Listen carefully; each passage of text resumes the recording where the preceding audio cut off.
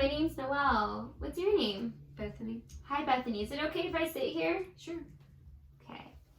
Well, hi, Bethany. Well, I'm a child life specialist here at the hospital, and my job is to make sure to tell you what's happening to your body and to make sure that you're feeling fun and safe in here and comfortable. So I understand you're getting a Port-A-Cath today. Do you know what a Port-A-Cath is? No. No worries. Well, a Port-A-Cath is a special tube that's placed under your skin, and the tube goes into one of the large veins in your chest and in your heart, and it works with your body to give it fluids and medicine, and you can even do your blood draws through it. Okay. Do you have any questions so far? Why don't they just put it through my IV if it's already connected to my skin? That's actually a really good question. So the reason why is because an IV is more short term and it only lasts you for a week, where your Port-A-Cath is more long term and it lasts you up to a year, depending to what the doctor says. Okay. Do you have any more questions? No. Okay, well, I understand that you're also having surgery. Yes, it's my first time. Oh, it's your first time? Oh, wow. Okay, well, it's fine. I actually have a surgery book. It's called my surgery book journal that you get to keep. You can journal in it, you can color in it, you can draw in it, you can do whatever you want with it. But before I give you that book, I brought some pictures so you know what to expect for surgery. Would you like to see that? Sure. Okay. So, the first thing that you'll see, or some things that you will see, is a bed. So you'll see, as you can see, there's a seatbelt, but that seatbelt is just to make sure that you are kept safe. Then you will see computer monitors, but the computer monitors are just for the doctors to check your heartbeat. Then you'll see big lights. The big lights will never touch you. They're just there for the doctor to see, but they're really big. So far, do you have any questions? Okay. So, next thing that you'll see on your body and what to expect are you'll see a pulse sock, you'll see heart stickers, and you'll see blood pressure cuff. So the pulse sock, it checks your oxygen level and it just checks how your body is breathing. And it may feel a little sticky and it goes around your finger. Okay. Then you'll have heart stickers. You'll have 3 heart stickers on your body. You'll have 1 in your stomach and 3 on your back. And that just checks how fast your heart is breathing. And this is honestly, it may feel cold, it may feel sticky. I brought some to show you later.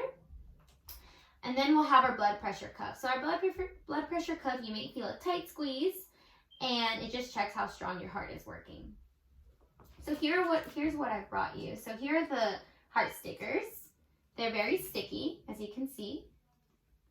So like I said, 1 in your stomach and 3 on your back. Would you like to touch them? Sure. They're pretty sticky, right? Yeah. Then we have our pulse socks, and this is what will go around your finger. So it may feel sticky as well. Yeah. So unfortunately, I don't have my blood pressure cuff, but it looks something like this. Okay. So do you have any questions so far? No. Okay, so when you go to the pre-operation room, you will see the doctors and nurses that will help you for your surgery. So when it's time for your surgery, you'll tell your mom and dad, see you later, and then myself, the doctor, the nurse, will take you to the surgery room. And in the surgery room, you will meet the anesthesiologist. And in the anesthesiologist is the one that will be giving your sleeping medicine through your IV, which you already have. So once the surgery is done, the anesthesiologist will stop giving you your sleeping medicine and you'll wake up. And then you'll go back to the recovery room where you'll see your family. Do you have any questions so far? Are they gonna look at my chest? That's actually a really good question. So the doctors are going to make sure to cover your boobs as much as possible, but just so you know that they're only really there to look at where they'll be placing your Port-A-Cath.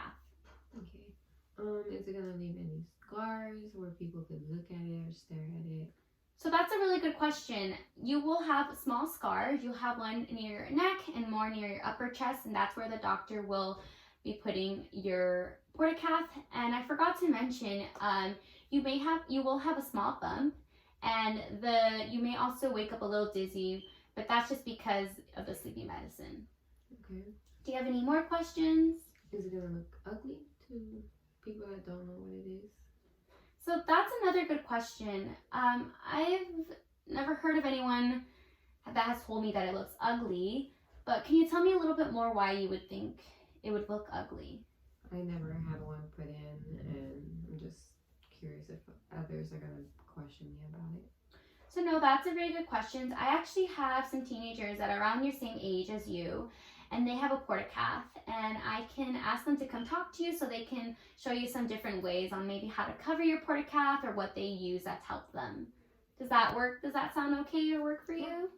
Perfect. Okay, do you have any more questions? No. Okay, so I wonder what are some things that you think that would help you while you go to the surgery room. I have stuff like the iPad where you can watch movies, you can play games. I have Mad Labs, Word Search, Pictionary, Stress Ball. We can even have a conversation, whatever you'd like to do. Does that sound interesting to you, one of those? A movie would be fine. A movie? Okay, so I can, when it's time for your surgery, I can come back and I will give you a movie list so you can pick what movie you want to watch. And I can also come back and I will give you that book that I told you I was going to give you earlier so that you can journal on it. And that book really just talks about what we kind of went over, but it's more interactive and you can draw on it and color in it, like I said. Does that sound good? Yeah, that sounds fine. Okay, if you do have any more questions? No, that'd be it. Okay, well, I'm glad that, we were able to talk. I'm glad that you feel good. If you have any more questions, I'd be more happy to answer them. Please don't feel afraid. But yeah, so I will come back when it's time for your surgery. Okay. Sounds good? Okay, thank you. Bye.